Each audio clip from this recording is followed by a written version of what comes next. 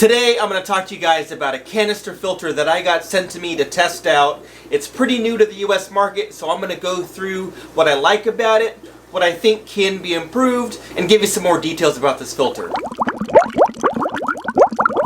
Hey fish friends, how's it going? Hope you're doing well. My name is Zenzo and you're watching Tazawa Tanks. So a couple of months ago I was in New Jersey at the Aquatic Experience, and while I was there, a friend of mine, Ben from Bay Area Backyard Aquariums, had connected me with a company called Oase. Oase is a name more well known in Europe, and they have not had a huge presence here in the United States, although some people that have ponds might be more familiar with them. A lot of people in the aquarium hobby don't have a lot of experience with the company Oase. So a couple of weeks after the Aquatic Experience, Oase reached out to me and asked me if I would be interested in testing any of their products and putting it on my YouTube channel and talking a little bit about my experience with their products. I said absolutely, send me what you have or whatever you'd like for me to test, and told them that I would give honest feedback on my opinion of their product, as I think that's very important for all of you as the viewers, getting an unbiased opinion on products that I'm testing. Now before we get started, I do want to share with all of you viewers that I did not pay for this filter. They did send it to me and ask that I review it and give my opinion on this product. I'm going to do my best to give an impartial opinion on this product and take you through some of the things that I do like about it, and maybe a couple things that may be improved in the future. One of the things that I do like very much about this product is kind of the design. It's very sleek, it's easy to maneuver, it has this big handle that you can grab and pick up, so you're able to move it around. It does come with a lot of hosing that you have to cut to fit, so you do have some flexibility as far as where you place the canister filter, as they give you quite a lot of hosing and tubing. I'll set up the camera here and I'm going to show you something that's very unique about this canister filter that I really like.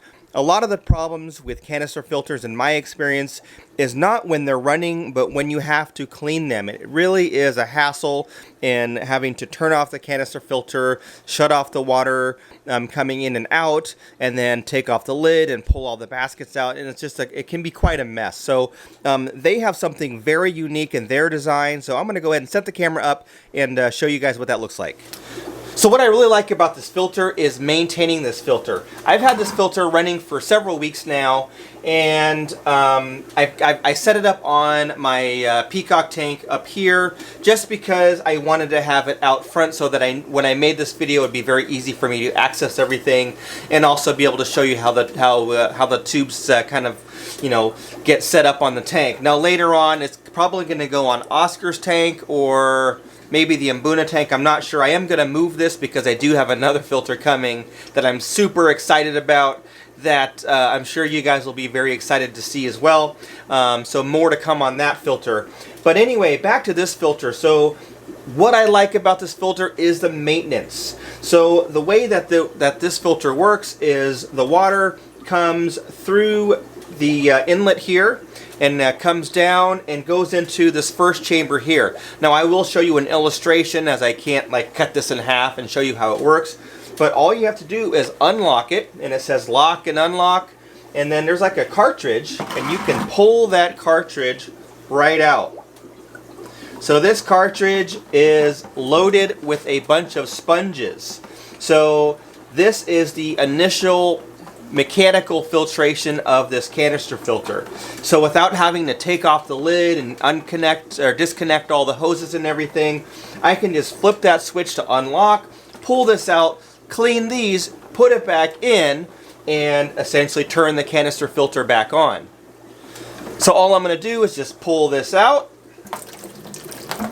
and you can see here that these are a bunch of sponges. Now they do give you different sponges that you can put on here. These are some of the more coarse sponges. They did send me some medium and finer sponges for filtration, but I chose these ones just for the initial run. Now right now they're a little bit dirty. They've been in there for a few weeks, so there's some some cichlid detritus there. But these are just sponges, and they have little holes in them, so they slide right onto this tube. This bucket doesn't have anything in it, just the water that I pulled out of the this little canister thing here. So these sponges just slide right off. So essentially what happens is the water comes through, and then it goes through this sponge area first, And then from here, it's then shot out through this area right here. There's like a port, and then it goes into the main body of the canister filter, where there is additional filtration. So there's, you know, bio rings and sponges and all kinds of stuff in there that I will show you in the other clip here. So essentially, if this were, you know, running for a couple of months and it was a little bit dirty, I could just take these sponges, clean them in some tank water so that I'm not killing any beneficial bacteria, or I could replace them with another sponge if I choose to, like the finer ones that they gave me, and then wash these and dry them and then use them at a later date. And then they just slide right back on. So if I were overly concerned with beneficial bacteria, I could just wash this in some tank water. But since there's so much media inside this canister filter already, it's not really necessary. And to put it back together, I'm just going to slide the sponges back on. Put the sponges back in this little sleeve here. Now there is a bunch of tank water in there. Line up the little slots, and it clicks right in, and that's it. And I'm going to go ahead and install this back in the filter, and it's ready to go. A little bit of burping just because I'm pushing this back in, and there's still water in there, obviously. And then there are some on here. There are these little tabs, so that ensures that you're lining it up properly and not putting it in backwards. Just like that. Close it, and then I can plug it back in, turn it on, and it's ready to go. This blue button here is the prime, so kind of like some of the other canister filters that you've seen that have like a big, like the Suns as an example, that have a big plunger on it. You can push this down, and that will force the air out and get it primed and running again. Because it's mostly full of water, I probably won't have an issue. So let's talk about some of the attributes of this canister filter that I really like. One of those is how easy it is to service. So as you just saw, I was able to service it very easily just by flipping a couple of tabs, pulling out the first sponges. If I needed to clean those or replace those, I could, and then put it back in without having to get into the body of the canister filter. The other thing that I really like about the filter is it's really quiet. In fact, this is the quietest canister filter that I have ever been around, and I have worked with Eheims and Suns and Fluvals. I'm trying to think of something else. But anyway, a bunch of different canister filters over the years.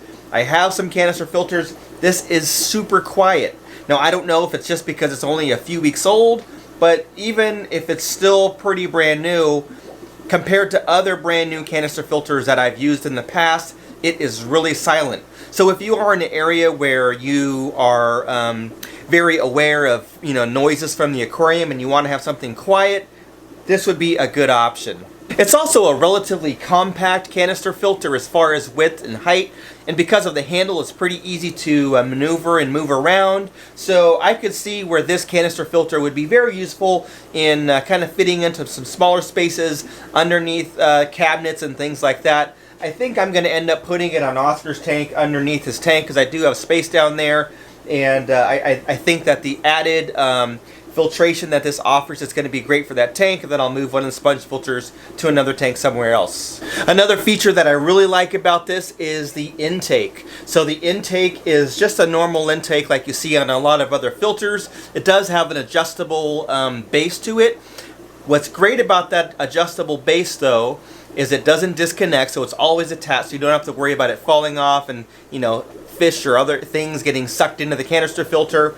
But it's also perfect for fitting a sponge pre-filter on. Sponges are a great way of kind of, you know, harboring a lot of beneficial bacteria because they have so many porous surfaces, and it also does a good job of some mechanical filtration. So having a sponge pre-filter on the intake is great. Now we'll get to some of the things that I don't love about this canister filter. Now they're not deal breakers, but they are things that you definitely should consider if this is something that is on your list of filters to check out. One of those is the build quality.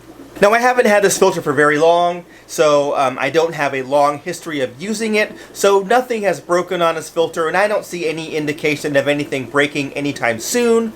However, when I touch the plastic, and when I put it together, it kind of had a not as sturdy of a feel as some of the other canister filters that I've worked with in the past. My experience is some of the other filters, like a Fluval 406 as an example, is a lot sturdier as far as its construction, and maybe long run down the road, 3, 4, 5 years, maybe the parts might hold up better with the Fluval. Now I don't know if that is the case. Again, I've only had this for a few weeks, so I don't know long term how this is, but that was just kind of my initial impression, is that the quality of the material didn't seem as robust as some of the other filters that I've used in the past. The only other issue that I have with this filter is that this is a Biomaster 600, and it's rated at 350 gallons per hour. Now 350 gallons per hour is great for a lot of tanks, a lot of planted aquariums and community tanks and things like that. For me, because I keep a lot of larger fish and cichlids and things like that, it's not a tremendous amount of water movement. So if you are looking for a lot of water movement and that filter to turn water over more frequently,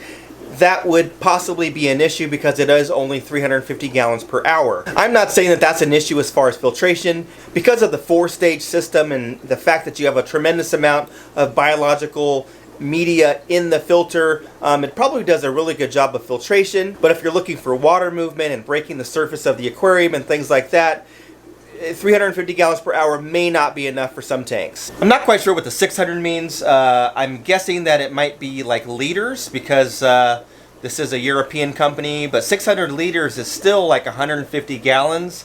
I couldn't see this filtering 150 gallons unless it was like a planted aquarium. I think it would be great for a large planted tank, just because it is so quiet, and 350 gallons per hour is probably pretty good. But definitely this would not be going on any large cichlid tanks as the sole source of filtration.